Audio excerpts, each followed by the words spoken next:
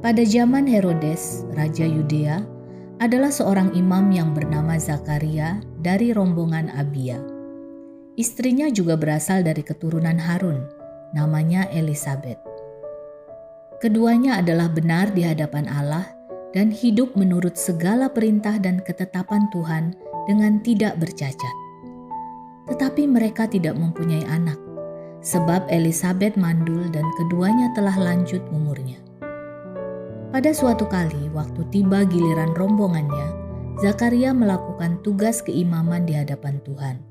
Sebab ketika diundi, sebagaimana lazimnya untuk menentukan imam yang bertugas, dialah yang ditunjuk untuk masuk ke dalam bait suci dan membakar ukupan di situ.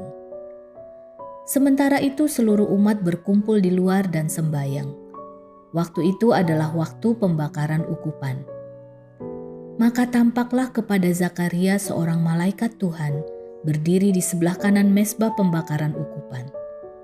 Melihat hal itu ia terkejut dan menjadi takut. Tetapi malaikat itu berkata kepadanya, "Jangan takut, hai Zakaria, sebab doamu telah dikabulkan, dan Elisabet istrimu akan melahirkan seorang anak laki-laki bagimu, dan haruslah engkau menamai dia Yohanes. Engkau akan bersukacita dan bergembira, bahkan banyak orang akan bersukacita atas kelahirannya itu. Sebab ia akan besar di hadapan Tuhan, dan ia tidak akan minum anggur atau minuman keras, dan ia akan penuh dengan Roh Kudus mulai dari rahim ibunya. Ia akan membuat banyak orang Israel berbalik kepada Tuhan Allah mereka, dan ia akan berjalan mendahului Tuhan dalam roh dan kuasa Elia, untuk membuat hati bapa-bapa berbalik kepada anak-anaknya, dan hati orang-orang durhaka kepada pikiran orang-orang benar, dan dengan demikian menyiapkan bagi Tuhan suatu umat yang layak baginya."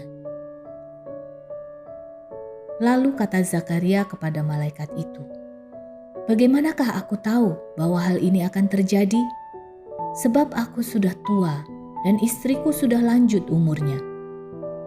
Jawab malaikat itu kepadanya, "Akulah Gabriel yang melayani Allah, dan aku telah diutus untuk berbicara dengan engkau dan untuk menyampaikan kabar baik ini kepadamu.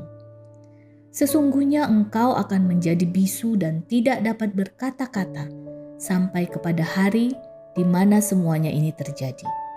Karena engkau tidak percaya akan perkataanku yang akan nyata kebenarannya pada waktunya." Sementara itu orang banyak menanti-nantikan Zakaria.